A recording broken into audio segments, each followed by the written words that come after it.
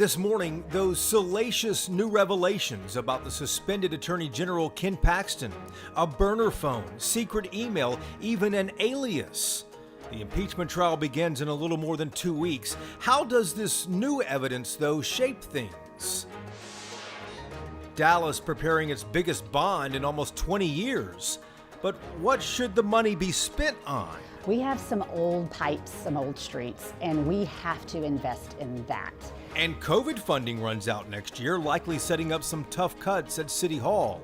Dallas Councilwoman Paula Blackman is with us. Congressman Colin Allred racking up Democratic endorsements, taking his campaign on the road this month. The question in this election is going to be, who are we? Are we going to be folks who re-elect someone who goes to Cancun when a crisis hits our state? We met him on a stop in Fort Worth to talk about his challengers and the challenges of 2024. And more rail could become a reality between Austin and San Antonio. Travis County Judge Andy Brown on what's happening behind the scenes with Amtrak and Brown's new bid to get HighSpeed Rail in Central Texas. Inside Texas Politics with Jason Whiteley starts now. Good Sunday morning. Lots of political news happening in our state. Let's start with the headlines this morning. Reluctant Republicans might be getting a little closer to a compromise on school vouchers. Governor Abbott expected to call a special legislative session in October to focus on public education. School vouchers likely to be front and center here. A couple dozen rural Republicans still oppose it, though. But a House committee now proposes a scaled-back version of vouchers that would not take money from public education. The question, though, remains this weekend whether that could even pass. An interesting opinion from the Provisional Texas Attorney General's office. It caught our eye. It says that Texas counties cannot ban solar farms. You know, we have watched a big push lately from elected leaders trying to regulate solar and wind farms. Well, the Provisional Attorney General says Texas law does not give counties the authority to actually ban them. And this coming week here is the first Republican presidential debate for 2024. It's hard to believe it's already here. 8 Republicans so far say they have qualified to take the stage. Donald Trump said on Friday that he will not attend, but Pence, DeSantis, Chris Christie, and Nikki Haley likely will be there on that stage. The debate is Wednesday night in Milwaukee. You know, this weekend, Colin Allred is racking up Democratic endorsements, and he is on the road across our state to introduce himself to Democratic voters. But 3 months after announcing his campaign to take on Ted Cruz next fall, Allred now faces a second high-profile Democrat, Roland Gutierrez, and maybe a third in a few weeks. We met Allred on a stop in Fort Worth recently to take note of where his campaign is and where he wants it to go. Congressman, good to see you again here. You're a week into the statewide listening tour. What are Texas voters telling you? Yeah, well, thanks, Jason, for speaking with me. I'm really excited about our Lone Star listening tour, going all around the state and talking to Texans about what they want in their next senator. And I think they want to move on from the divisiveness that we've seen from our current senator. I think they want somebody who can bring us together. I think they want somebody who will show up and actually listen. That's what I've been hearing. You are visiting population centers from El Paso, Houston, Austin, San Antonio, the Rio Grande Valley. Democrats always do well there. You need to introduce yourself, of course, to those areas.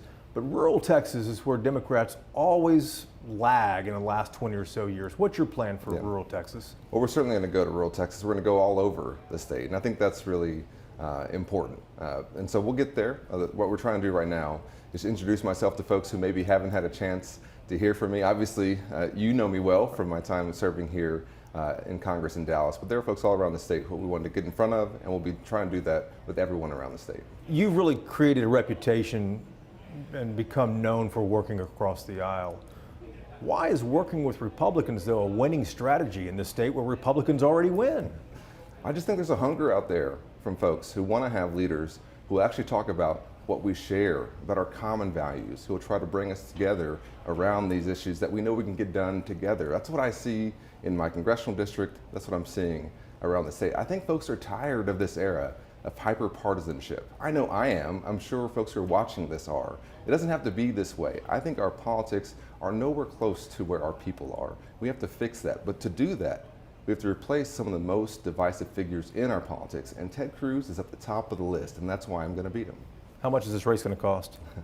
It's going to cost a lot of money.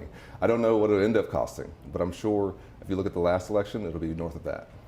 You think north of that? You can raise that money? I think we will. You, of course, have a Democratic primary challenger, State Senator Roland Gutierrez from San Antonio.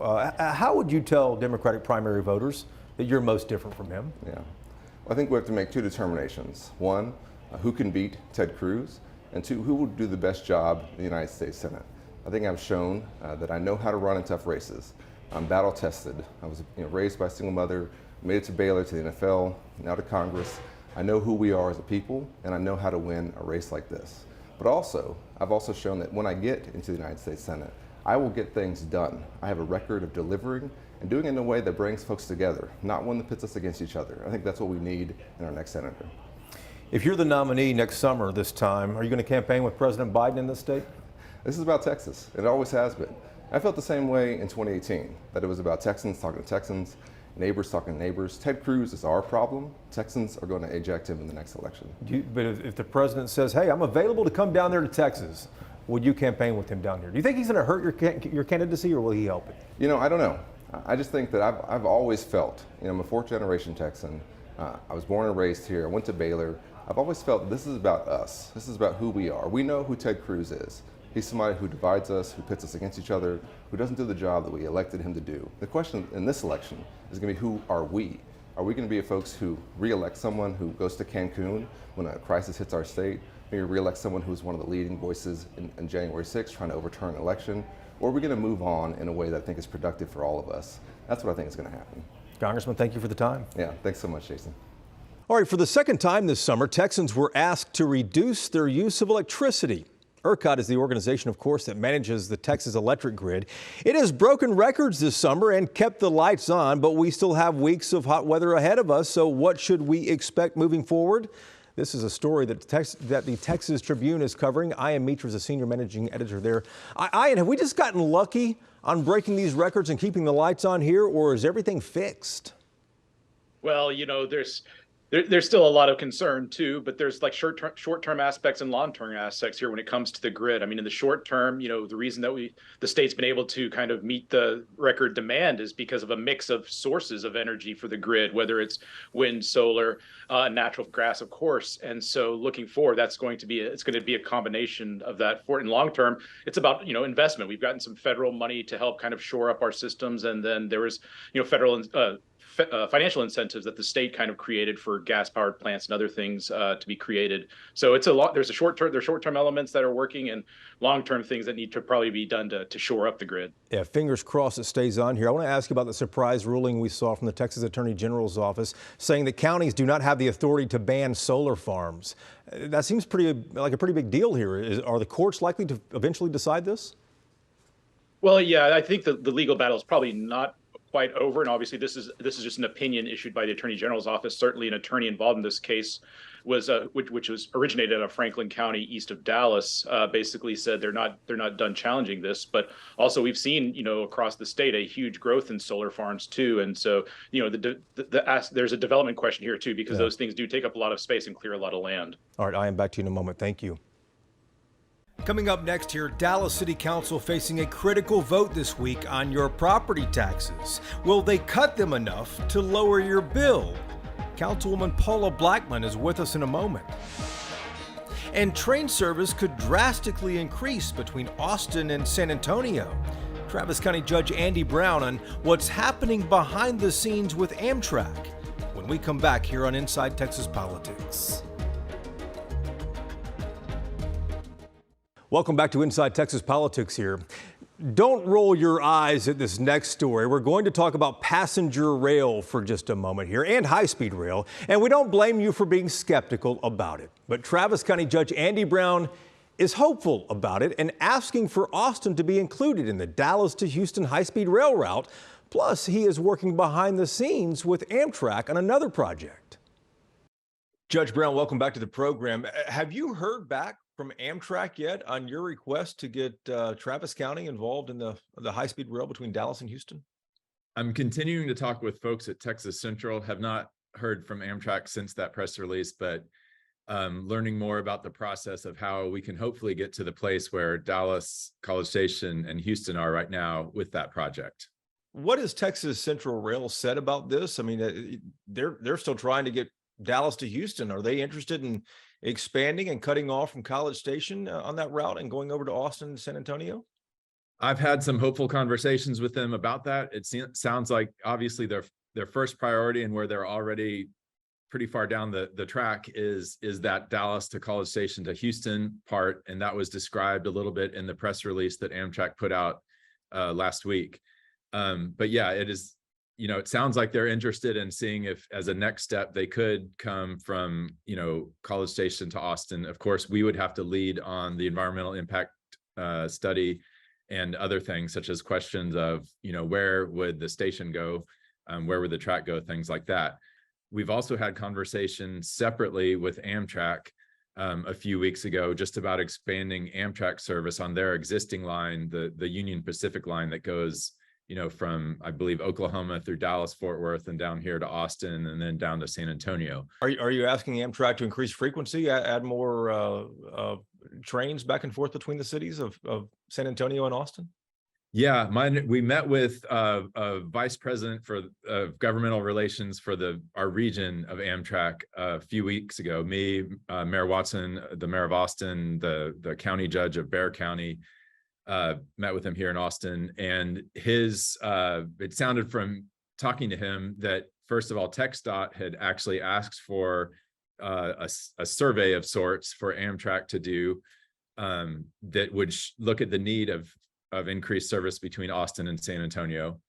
His impression was that if everything went well, if that survey proceeded, and then if we found state or local funding to provide a 20% match to Amtrak funding, that we could get increased rail in, I think he said, somewhere between 3 to 5 years. And my understanding of the increased rail is that would be more trains on that track run by Amtrak, to where instead of 1 per day in each direction, maybe 5 to 10, I think is what he said, on that track each day. You've also been talking to your counterparts in Monterrey, Mexico. I think a long-term vision of yours is to extend rail service from Central Texas down into Mexico. How likely is that? So I think there's desire among me and my equivalents, I guess, down in the state of Nuevo León and the city of Monterrey. I think there's a lot of opportunities that we could have if we looked south to Mexico. It's currently, a 2-hour drive from the Texas border to get to Monterrey.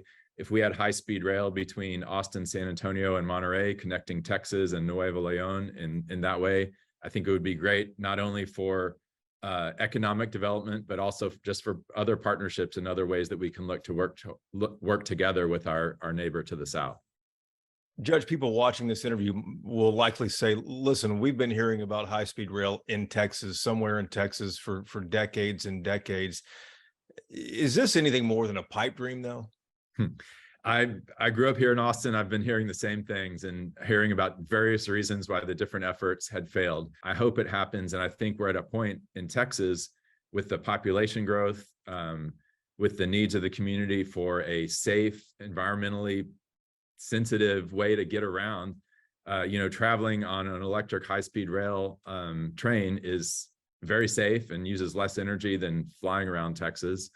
I think there's a lot of arguments for it. There's a lot of need for people who want to go from Austin to San Antonio, maybe to see the Spurs game, from San Antonians to come up here to see a soccer game or a Formula One race. Just a lot of reasons for it to happen, making transportation easier around Texas. Judge, good luck on the effort. We appreciate the time as always, sir. Thank you very much. I appreciate it. This week, Dallas City Council faces a critical vote on property taxes. They're voting to lower the tax rate, and you should rightfully ask whether that will actually lower your tax bill. One of our questions this morning for Dallas Councilwoman Paula Blackman, as the city is also preparing for its biggest bond package in almost 20 years. Councilwoman, it's good to see you again. Good to see you. Dallas is on the verge of building potentially its biggest bond in almost 20 years, likely asking voters to approve at least $1 billion, maybe more than that. What must that money include? It needs to include our infrastructure. We have got to bring that up to speed of what the region wants, what our city expects, and our customers. We have some old pipes, some old streets, and we have to invest in that. We may need to look at not building new, bright, shiny things. Not that it's never going to happen, it just may not happen this year. But our streets, especially in D9, are crumbling, and it is the inner city. And if we don't have a strong infrastructure, we can't attract investment, we can't attract businesses, and we sure aren't going to attract people to live here. The other big vote coming up this coming week is on property taxes. It's called a ceiling vote, when council decides how much money they're going to cut taxes by. People at the end of the day obviously want lower bills, not Correct. lower rates. You know that, we're all taxpayers. What do you tell those folks? Why not flat line it out where you lower the tax rate enough where people don't see their bills go up? So is that possible to it even is do? possible. You can roll it back to where it is flat.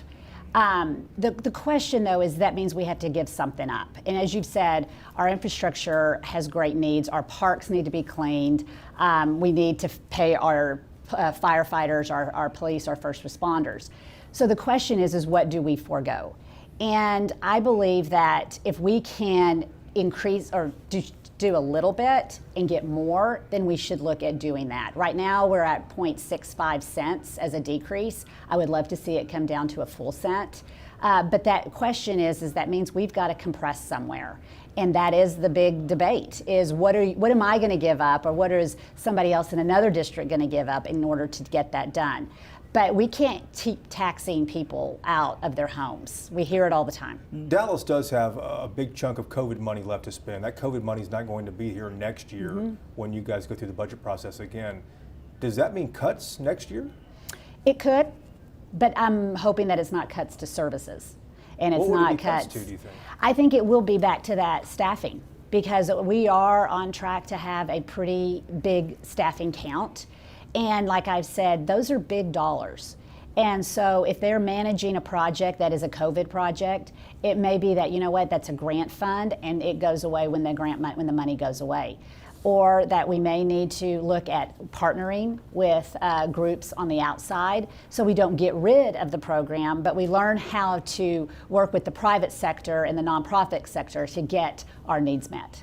Councilwoman, thank you for the time. We appreciate it. Appreciate it, Jason. Coming up next here, those salacious new details about the Ken Paxton impeachment trial. Are they going to be a game changer in next month's trial? We'll talk about it in just a moment. This is Inside Texas Politics with Jason Whiteley. All right, time now for Reporters Roundtable to put the headlines in perspective. I am Mitra, back with us from the Texas Tribune. Ashley Godot is with us this week. She is the anchor and managing editor of political content at KVUE News in Austin. And of course, Bernadine Steptoe, political producer at WFAA in Dallas. Let's start with you and the drip of evidence and data and this dramatic stuff that's coming out from the House prosecutors in the Paxton impeachment trial. What do you make of this, and how does it impact things going forward? Boy, and that drip really turned into a big bucket of drops at the end of this, in the last couple of days. This has been a kind of a battle over kind of the evidence aspect of this since the beginning. Paxton's legal team has really talked about this as the key element of their motions to dismiss, citing, a lack of evidence. And so, the managers on the House side, the impeachment managers, have really kind of brought out a lot. And now we're learning a lot too, and it's been a battle over, whether there was a gag order in the trial issued by Dan Patrick, as well as just battles over discovery. And just ahead of the trial, we're seeing quite a bit come out. Yeah. And Ashley, at some point, I'm thinking this has to impact which way the Republican senators might vote on this. They're the deciding factor here about whether to keep Paxton in office or not. At some point, with all this evidence out there, isn't it going to be hard for them to defend Paxton? I think it's already hard for them to defend Paxton, which is why you're not seeing a ton of stuff from them. Obviously, we have the gag order in place, which actually helps, I think, the senators, because they're not having to say anything. Not that I think that they necessarily would anyway. I think the Senate really holds themselves to a higher level of decorum. They're taking this obviously very seriously. But when we're talking about allegations of misusing his office, particularly the information that just dropped, these nearly 4,000 pages worth of evidence that the House is putting out there, it is going to be very hard for Republicans. And I think it particularly puts certain Republicans in a really hot seat. I'm talking about Senator Brian Hughes, who's mentioned by name. Yeah, absolutely in there. And of course, Ken Paxton saying that these are easily disproven, these charges, and his attorney calls the bribery allegations slanderous, Bernadine. Well, but you know what, with all of this evidence, they can't keep saying that there's no proof, because the House managers are putting the proof out there. And also, as Ashley said, it's going to be difficult. And keep in mind that this is a Bible Belt state.